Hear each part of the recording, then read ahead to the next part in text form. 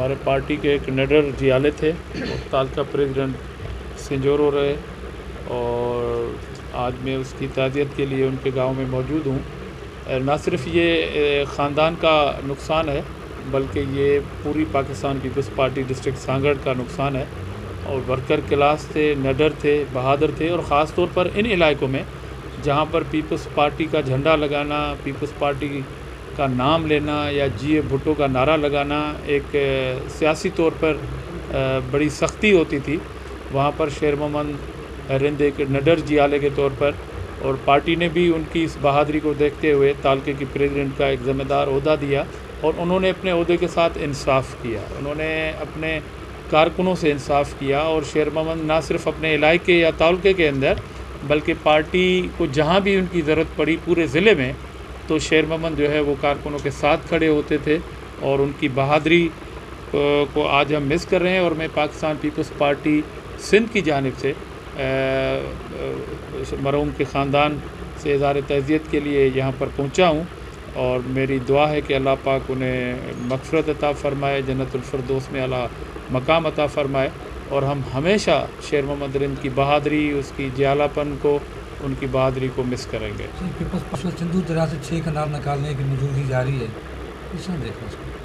Peoples party ने उसकी मुखालफत की है, और आपको मालूम होगा कि इरसा एक्ट में जो तरमीम की अभी तो वफाकी हुकूमत ने पेश नहीं की, मगर एक बात चल निकली थी, उसको floor of the house peoples party ने अपोज़ किया है। और निसार अहमद खोड़ो साहब की जो रेजोल्यूशन थी उसको यूनानी मसली पास किया है। न सिर्फ पीपल्स पार्टी बल्कि यूनानी मसली का जब नाम आता है तो वो कोई बाज़ औक़ात कोई ख़ास मौक़ों पर ये मौके फ़राहम होते हैं कि गवर्नमेंट की करारदाद को अपोजिशन भी सपोर्ट करे, तो इस करारदाद को सपोर्ट किए।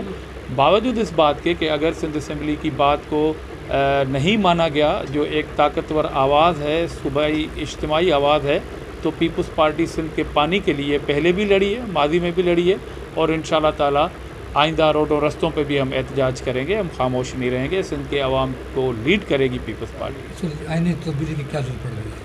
देखें, आइनी तरमीम मुल्क में 10-10, 15-15 साल के बाद ऐसे मौक़े आते हैं कि आइनी तरमीम होती है, और अभी मुल्क में 26वीं आइनी तरमीम की बातें चल निकली हैं।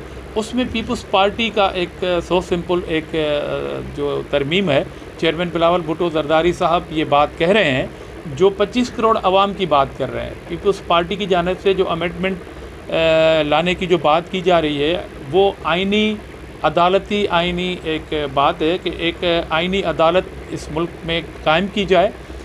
वो COD जब हुआ था शहीद बीबी और नवाज़ शरीफ के दरमियान, उसमें भी नुक्ता था, और 2018 की इलेक्शन में भी पीपल्स पार्टी के मैनिफेस्टो में ये बात थी कि जब भी मौका मिला इस मुल्क में एक आइनी अदालत की सख्त ज़रूरत है।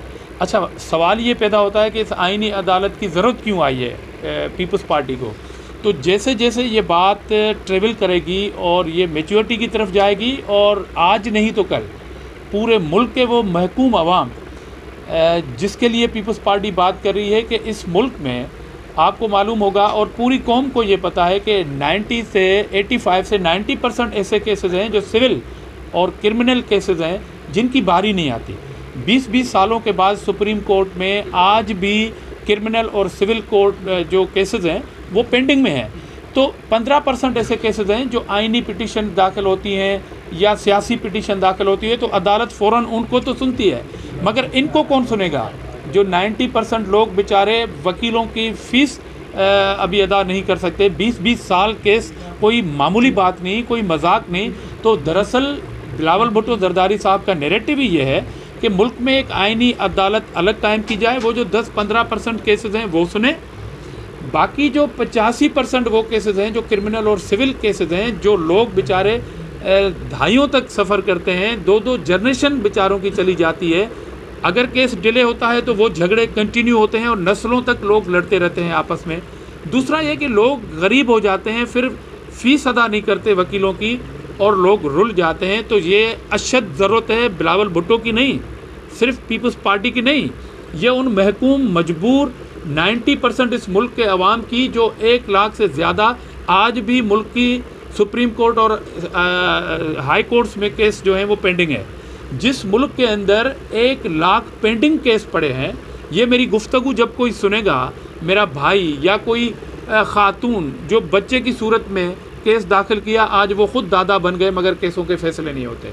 तो बिलावल भुट्टो साहब सिंपल बात कर रहे हैं कि 15% केसेस की आइनी अदालत अलग हो, जो आइनी पिटीशन हो वो अदालत सुने, जो सिविल और क्रिमिनल केसेस हों वो अदालत सुने, और स्पीडली मतलब स्पीड के साथ वो केस सुने लोगों के जो बेचारे सफ़र कर रहे हैं, ताकि उनको भी जल्दी इंसाफ मिले। जिस तरह आप आइनी पिटीशनों में इंसाफ देते हैं, क्योंकि वहाँ पर थोड़ी ब्रेकिंग न्यूज़ का मामला हो जाता है, इसलिए ये बात अशद ज़रूरी है इस मुल्क के अवाम के लिए कि इस मुल्क में आइनी अदालत कायम की जाए। आज अगर कोई इस वजह से हमारी इस बात से इख्तलाफ रखता है कि ये बिलावल भुट्टो ने बात की है, अगर उनके पेट के मरोड़ यही हैं, तो आने वाले कल के लिए ये अशद ज़रूरत होगी और ये पूरी कौम खड़ी रहेगी इस मुतालबे के साथ कि जी जनाब बिलावल भुट्टो ने सही बात की है। IMF ने पैकेज दे दिया IMF ने जो मुआशी एक पैकेज पेंडिंग था वो मिल गया है और पाकिस्तान को 1 अरब 10 करोड़ डॉलर की जो पहली किस्त है वो रिलीज़ हो चुकी है। और मेरे ख्याल में IMF की किस्त इशू करने के बाद जो और छोटे छोटे केसेस पेंडिंग हैं मुआशी तौर पर, वो भी पाकिस्तान को मिलेंगे। जो इंडिकेटर्स आते हैं मुआशी अभी आ रहे हैं, मेरे ख्याल में एक बतौर सियासी कारकुन मेरा ये तज्जिया है कि 1 साल के बाद अगर यही सूरत हाल कंडीशन रही तो सख्ती तो है, उसमें कोई शक नहीं है, मगर उस सख्ती का जो इलाज वेंटिलेटर पे थी मैशत, वो कम से कम वार्ड में शिफ्ट हुई है। अब वार्ड से लेके मरीज़ को घर तक जाना है, तो 1 साल के बाद बेहतर पोजीशन में हम जाएंगे, बशर्ते के जो IMF का कर्ज है वो ये लास्ट कर्ज होना चाहिए इस मुल्क के लिए। क्या सब बिजली के बिल देना गरीब आदमी के बस की बात नहीं है। बिलावल भुट्टो जरदारी का आईनी तो ये भी था ना मंसूर। बिलावल भुट्टो ने इस मुल्क से ये वादा किया था कि अगर वो प्राइम मिनिस्टर बने, अगर इस मुल्क की आवाम उसको ये मैंडेट देती कि वो प्राइम मिनिस्टर बनते, तो आपका ये सवाल बिल्कुल बनता था। अब बिलावल भुट्टो जरदारी साहब ने, आपको मालूम है कि सिंध गवर्नमेंट जो है वो कई सालों से इस्लाम कोर्ट से जो थर से बिजली निकलती है, जो मटियारी से फिर नेशनल ग्रिड में फैसलाबाद जाती है, तो इस्लाम कोर्ट में पाकिस्तान की तारीख में पहली मरतबा जो हमारे कंज्यूमर हैं डोमेस्टिक, उनको बिजली फ्री मिल रही है। पाकिस्तान के अवाम को शायद ये मालूम हो कि तारीख में पहली मरतबा आज भी इस्लाम कोर्ट में जहाँ से बिजली पैदा हो रही है, हालांकि वहाँ पर जो रॉयल्टी है वो सिंध गवर्नमेंट को अभी मिली नहीं है। वो जो 49% जो एंग्रो से हमारा मुआहिदा है, उनकी रॉयल्टी सिंध गवर्नमेंट को नहीं मिली।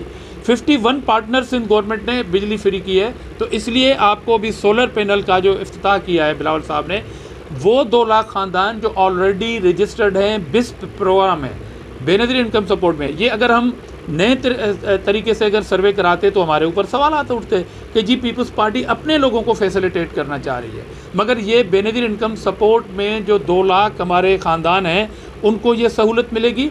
उसके बाद आने वाली जो बजट है उसमें 5 से 6 लाख ख़ानदानों को देंगे और इंशाल्लाह 5 साल में ये तादाद और बढ़ेगी। उसके बाद सोलर और विंड पे जो प्रोजेक्ट हमारे चल रहे हैं, उसके बाद नूरियाबाद में जो प्रोजेक्ट हमारे चल रहे हैं, वो 100 मेगावाट बिजली जो हेस्को को लेनी थी वो फेडरल ने इजाज़त नहीं दी। सिंध से सोतेली माँ जैसा सलूक है।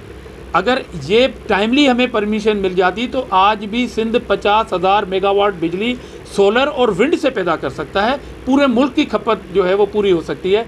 पूरे मुल्क में आज भी 30 से 35,000 मेगावाट बिजली की नीड है और सिंध 50,000 मेगावाट बिजली पैदा कर सकता है, मगर शर्त यह है कि फेडरल सिंध की उस एप्लीकेशन को टाइमली एक्सेप्ट करे ताकि सिंध पाकिस्तान को वो बिजली पैदा करके दे। मखदूम साहब के खदशात ख़त्म हो गए या भी हैं? मखदूम साहब हमारी पार्टी के बड़े एक मोतबर एक घराना है और मखदूम साहब की भी एक बहुत बड़ी रेस्पेक्ट है और गुफ्तगू हुई है, लीडरशिप की मुलाकात हुई है और मखदूम साहब आज भी पार्टी का अटूट हिस्सा है। क्या कच्चे के जो सिंध के अंदर जो सूरत हाल है तब्दीली को नज़र आ रही है आपको?